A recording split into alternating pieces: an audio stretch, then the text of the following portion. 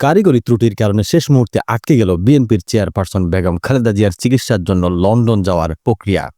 কাতারের আমিরের পাঠানো বিশেষ এয়ার অ্যাম্বুলেন্সে যাত্রিক ত্রুটি দেখা দেওয়ায় বিএনপির চেয়ারপারসন বেগম খালেদা জিয়ার আজকের লন্ডন যাত্রা স্থগিত করা হয়েছে।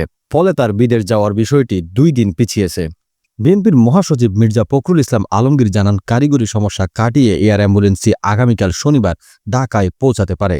এরপর মেডিকেল বোর্ডের অনুমতি ও শারীরিক অবস্থা অনুকূলে থাকলে আগামী রবিবার তিনি লন্ডনের উদ্দেশ্যে রওনা হতে পারেন।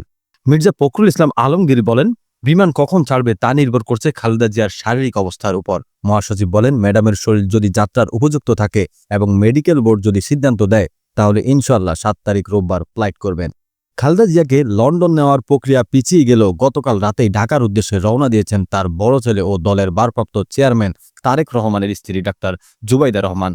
বিএনপির একটি সূত্র বলছে, ঢাকায় পৌঁছানোর পর সরাসরি এভার কেয়ার হাসপাতালে খালেদা জিয়াকে দেখতে যাবেন জুবাইদা। তারপর তার শারীরিক পরীক্ষা নিরীক্ষা করা হবে। গতকাল খালেদা জিয়ার ব্যক্তিগত চিকিৎসক ডক্টর AZM জাহিদ হোসেন বলেছিলেন, মেডিকেল বোর্ডের সর্বসম্মত সিদ্ধান্ত এবং খালেদা জিয়ার বর্তমান শারীরিক অবস্থার ভিত্তিতে তাকে কাতার রয়্যাল এয়ার অ্যাম্বুলেন্সে লন্ডনে একটি নির্ধারিত হাসপাতালে নিয়ে যাওয়ার পরিকল্পনা করা হয়েছে।